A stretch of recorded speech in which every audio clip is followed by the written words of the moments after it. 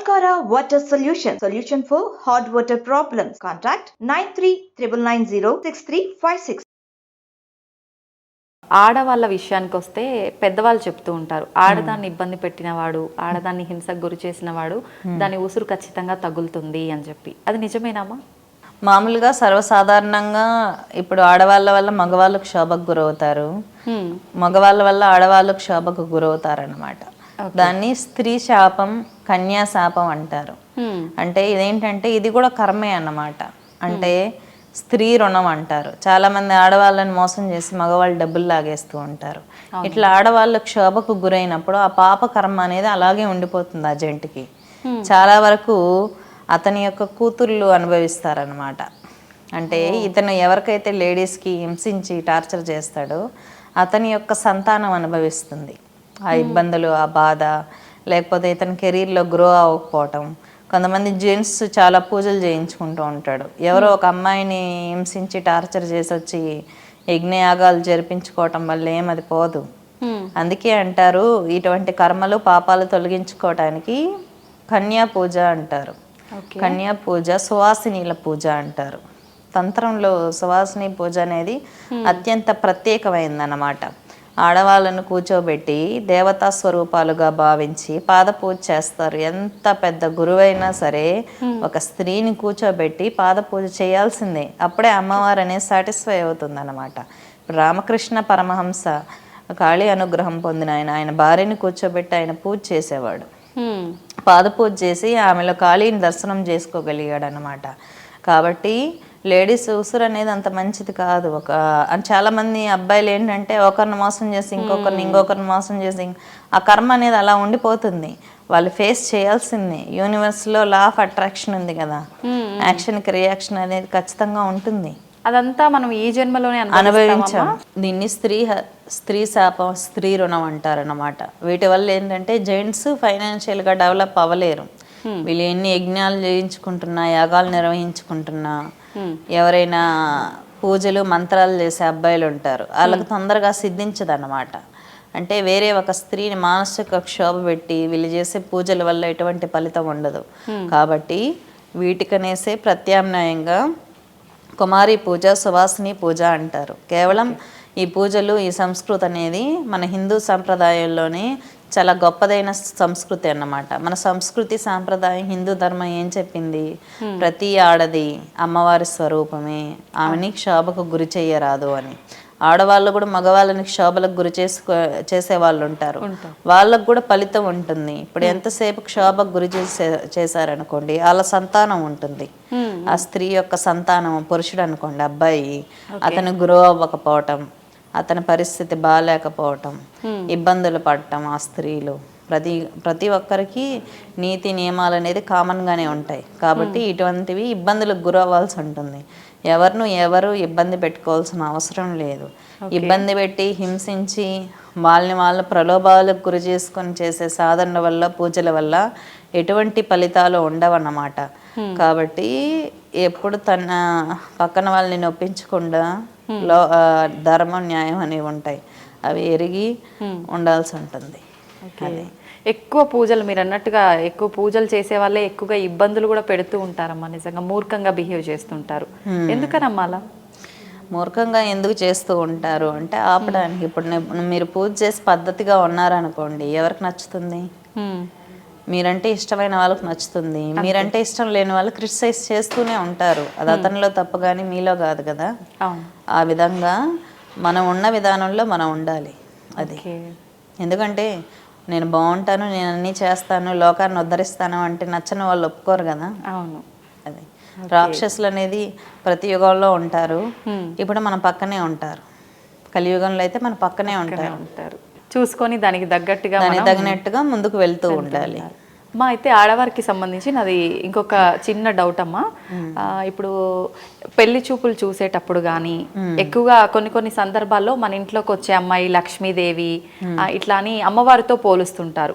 కొన్నిసార్లు అమ్మాయి అడుగు పెట్టిన తర్వాత మాకు కలిసి వచ్చింది అని, తర్వాత ఈ అమ్మాయి అడుగు పెట్టింది మాకు అంతా దరిద్రం చుట్టుకుంది, ఇంతకుముందు చాలా బాగుండేటోళ్ళమని ఇట్లా. ఇప్పుడు కోడలిగా వచ్చిన ఆమె గురించి ఓకే అమ్మ, ఇంట్లో కూడా ఇద్దరు పిల్లలు ఉంటే ఈ పాప పుట్టిన తర్వాత మాకు బాగా కలిసి వచ్చింది, ఈ పాప పుట్టిన తర్వాత మాకు ఎదుగుదల లేదు, ఇట్లాంటివన్నీ సాధారణంగా ఆడవాళ్ళ విషయంలో వింటూ ఉంటామమ్మా.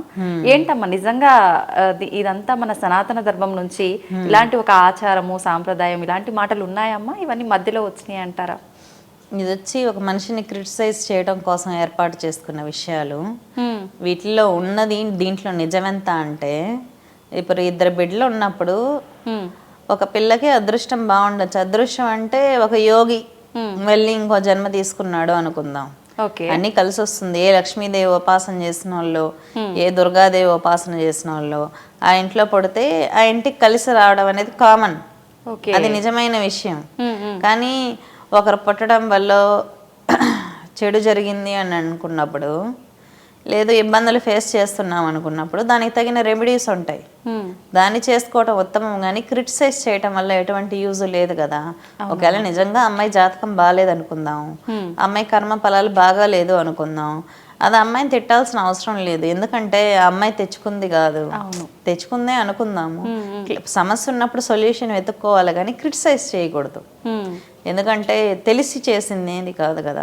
నిజంగా కర్మలు ఉంటే జాతక దోషాలు ఉంటే రెమెడీస్ చేసుకొని మంత్రదీక్షలు ఇప్పిస్తే కలిసి వస్తుంది, అంతే. ఓకే, అయితే మొత్తానికి ఉంది ఇదైతే. అటువంటివి ఉంటాయా అంటే దాంట్లో కొంత సత్యం అనేది ఉంది, కానీ ఆ పేరుతో క్రిటిసైజ్ చేయటం అనేది మంచిది కాదు.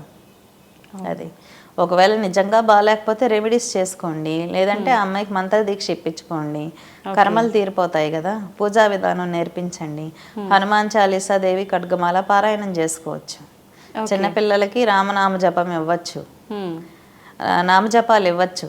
స్కూల్కి వెళ్ళే పిల్లలకి చక్కగా చేసుకుంటారు, విద్యలో బాగా రాణిస్తారు. అష్టాక్షరి, ద్వాదశాక్షరి చిన్నపిల్లలు చేసుకుంటే, స్కూల్కి వెళ్ళి పిల్లలు బాగా చదువుకోవాలనుకుంటే అష్టాక్షరి చేస్తే పిల్లలకు బాగా చదువు వస్తుంది, శ్రీమన్నారాయణుడిది.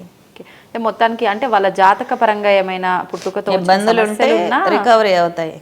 కొంతమంది అమ్మాయిలు పెళ్ళిళ్ళు అయితే అత్తగారింటికి వెళ్తే అదృష్టం కలిసి వస్తుంది అనేది నిజమే. ఎందుకంటే ఇప్పుడు ఒక కన్య ఉంటుంది, అమ్మాయి ఒక ఉపాసకురాలు అనుకుందాం, మంచి పుణ్యాన్ని వెంట తెచ్చుకుంది అనుకున్నాం. అటువంటి అమ్మాయి ఇంట్లో అడుగు పెట్టగానే కలిసి వస్తుంది. కొంతమంది ఇంట్లో అడుగు పెట్టగానే కలిసి రాలేదు అనుకుందాం, రెమెడీస్ చేసుకొని చక్కగా పూజలు చేసుకోండి, అంతేగాని క్రిటిసైజ్ చేయాల్సిన అవసరం లేదు కదా.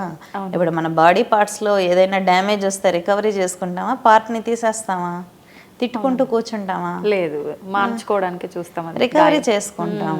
ఫ్యామిలీ మెంబర్స్ కూడా అంతే, దేవుడిచ్చిన వాళ్ళు, మన కన్నబిడ్డలు మనం అనుకున్నట్టు కాదు, దేవుడిచ్చిన వాళ్ళు. కాబట్టి రికవరీ కోసమే ఆలోచించాలి, సొల్యూషన్ కోసం.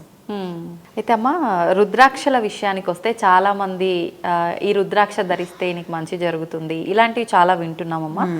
మనకు అసలు నిజంగా ఎటువంటి రుద్రాక్ష ధరించాలి, నిజంగా రుద్రాక్షలు ధరించడం వల్ల మంచి జరుగుతుందా, అసలు ఆడవాళ్ళు రుద్రాక్షలు ధరించవచ్చా? ఒక రుద్రాక్ష అనే టాపిక్ తీసుకుంటే చాలా సందేహాలమ్మా. రుద్రాక్ష అంటే ఏంటంటే పరమేశ్వరుని అశ్రువుల నుంచి వచ్చినవి, అత్యంత పవిత్రమైనవి అని చెప్పి శాస్త్రవచనం. మన పెద్దవాళ్ళు మనకి చెప్పిన విషయం. అత్యంత పవిత్రమైనది రుద్రాక్షలో శివుడు ఉంటాడు అనేది. రుద్రాక్ష ధరించడం నియమాలు అనేది యూనివర్సల్లో కొన్ని వస్తువులకి, కొన్ని రకాల మూలికలకి పవర్ అనేది ఉంటుంది, న్యాచురల్ పవర్.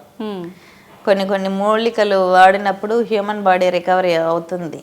ఆయుర్వేదం ఒక మంత్రంతో ఒక నక్షత్రంలో కలెక్ట్ చేయటం అనేది తంత్రం. ఓకే, తాంత్రిక పద్ధతిలో కొన్ని మూలికలని కలెక్ట్ చేస్తూ ఉంటారు. వాటిలో తేజస్ పోకుండా, శక్తి పోకుండా బంధించటం, కలెక్ట్ చేయటం, మంత్రపూర్వకంగా మంచి సమయంలో తీసుకోవడం ద్వారా వాటికంటూ నేచురల్గా పవర్ ఉంటుంది. ఆ పవర్ మనం అబ్జర్వ్ చేసుకోవటమే. రుద్రాక్షలో వేసుకోవాలా వేసుకోకూడదా అనేది, ఇప్పుడు రుద్రాక్షలు వేసుకున్న వాళ్ళందరూ కరెక్ట్గా ఉన్నారని లేదు, రుద్రాక్షని వేసుకోని వాళ్ళందరూ కరెక్ట్గా ఉన్నారని లేదు. వేసుకున్న వాళ్ళంతా కరెక్ట్గా నియమాలు పాటిస్తున్నారా అంటే అది వాళ్ళ వ్యక్తిగతం. ఎవరెంత కరెక్ట్గా ఉన్నారు అనేది దేవుడికి తెలుసు. ఇక నియమాలు అంటారా, దేనికి తగినవి దానికి ఉంటాయి. ఆచరణ విధానం ఒకరోజు ఆచరించి రెండో రోజు ఆచరించకపోయినా వాటి వల్ల పెద్ద యూజ్ ఉండదు. నిజాయితీ ఎక్స్టర్నల్లో కాదు, మనలో మనం వెతుక్కోవాలి. ఓకే, అది రుద్రాక్ష వేసుకోవడమో ఇవన్నీ కాదు, మనలో మనం ధర్మం అనేది మనలో ఉండాలి. ఎక్స్టర్నల్ వస్తువుల్లో పవర్స్ అనేవి ఉంటాయి, పద్ధతిలో వాడటం వల్ల దానికి తగిన శక్తి మనిషి అనుభవిస్తూ ఉంటాడు అది. ఓకే.